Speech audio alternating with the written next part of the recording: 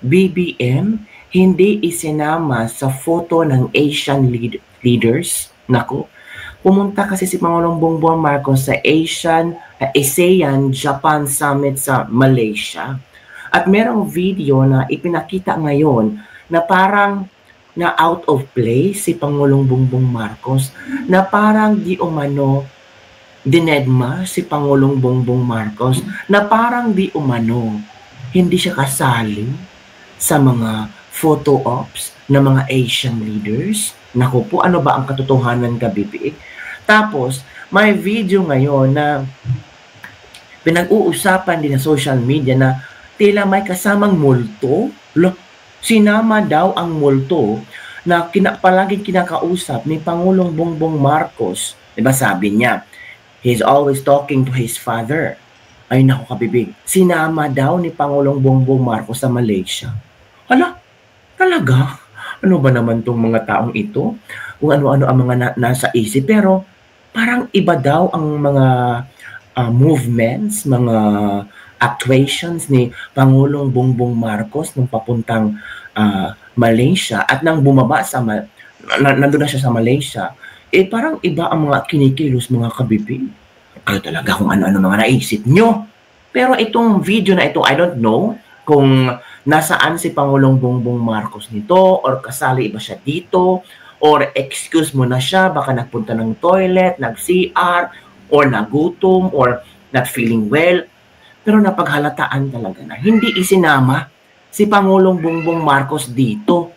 Ano kaya ang rason, Kabibig, no? Grabe talaga, as in super weirdo talaga, mga Kabibig. Pero tingnan natin ang video, mga Kabibig, ha, kung ano at bakit nga ba wala si BBM sa video na ito. Ano kaya ang totoong nangyari? Kayo ha, makagawa tayo ng istorya, no?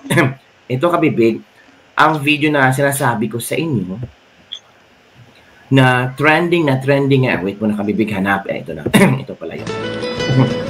Ito yung na trending at pinag-uusapan ngayon kung nasaan si Pangulong Bongbong Marcos. Sabi na iba, baka nag-toilet? Ang CR. Ito na, ha. Yan na. Hanapin natin si Bongbong Marcos kung nasaan ba siya, ha. Tingnan natin, ha. Excellencies, can we first have the first formal pose? In 3, 2, 1. Wala si BBM talaga, Kabibig.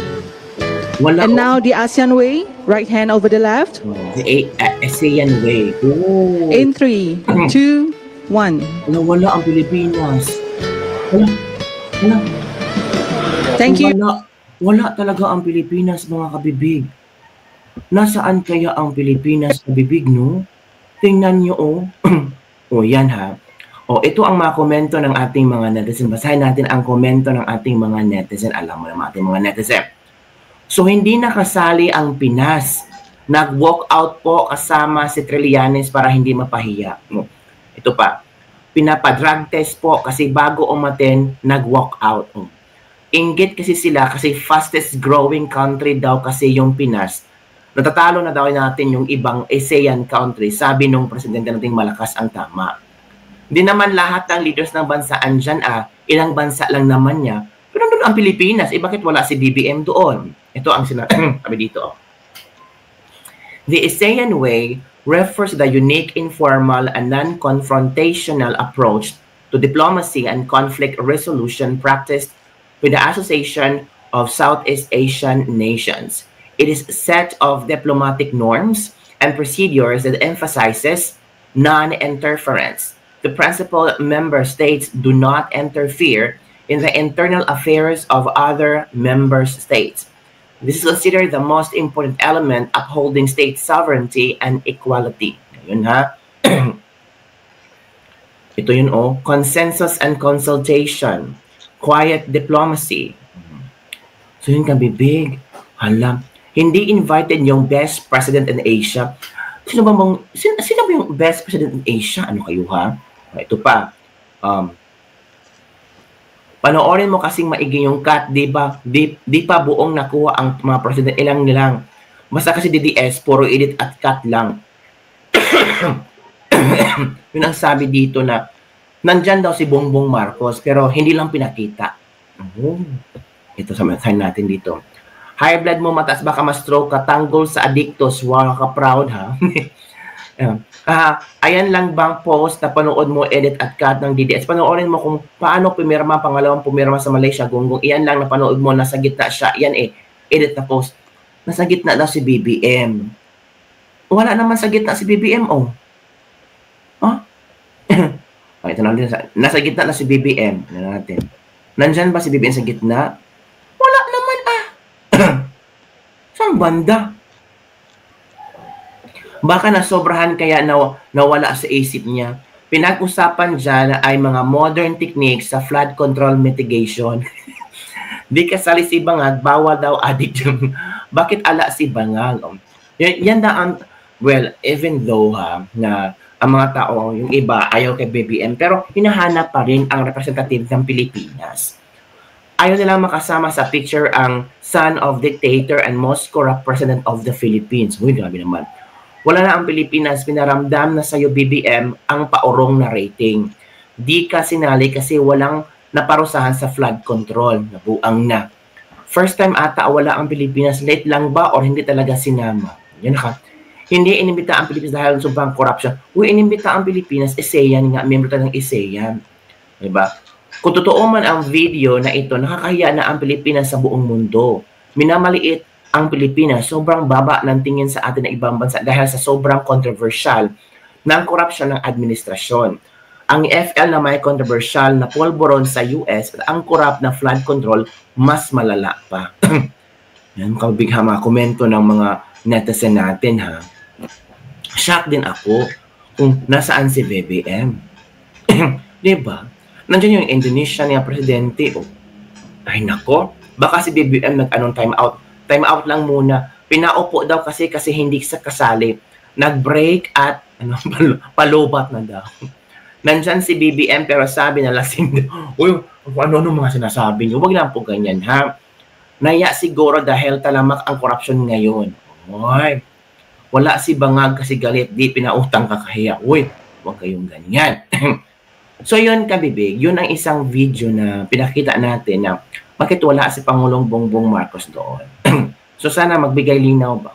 Ito pa, ito ding isang video na to kabibig kung saan sabi ng isang netizen na nakapag-observe na para yatang may kasamang multo si BBM. Sumama sa ASEAN ang advisor niyang ghost. Pansinin niyo, tumingin sa itaas. Panoorin nga natin. Panoorin nga natin kabibig kung baka gusto lang magpahangin si BBM or may tinitingnan siya sa taas, wala namang problema doon. Talaga, no? Ano talaga mga inaisip nyo kay BBM? Ito na. Panoorin natin kung talaga bang tumingin sa taas. At si Elisa ay magasas sa kuse.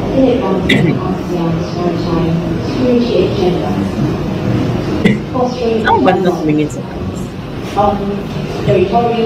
Ano na? Yan, pumasok sila. Ayan.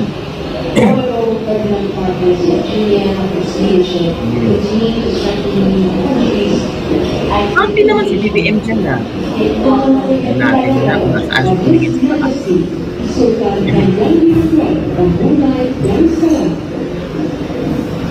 Naman ang picture sila. Ayun, tumingin sa taas si BBM dito. Natin. Dito, go. Yan. Baka na-up na kung ano lang, nagandahan si BBM sa ang tawag dito, sa environment, sa mga design. In fairness ang ganda ni F. Elisa dito, maganda ang kanyang outfit, mga kabibig.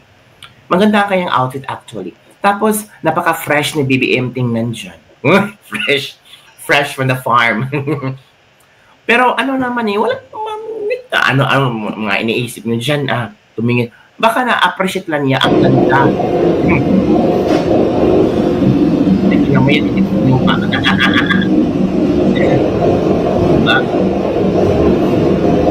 Yan. Yan pala ang komento ng mga niya. So ito, lahat na lang gagawin ng issue, pati yung pagtingin sa taas, konti na lang ba ang pondo? Ito pa. Daming inggit ito na mukhang karkado na naman si Mr. and Mrs. M. Paldo-paldo naman si Baby M at Lessa. Hi, anong nangyari sa Pilipinas, diba? So ito yung mga komento ng ating mga netizen. Well, ang isipin lang natin, proud tayo kasi nandun ang ating Pangulo, representative sa atin ng ASEAN. So sana may magandang produkto o magandang impact yung pagbisita niya, pag-join niya sa ASEAN Summit, ASEAN, ang tawag doon?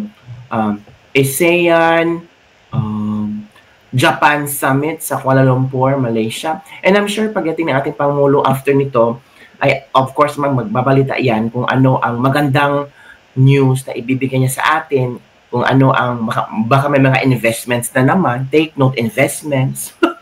Ang daming investments. Ay, ewan ko kung pumapasok pa ba yung mga investments na yan.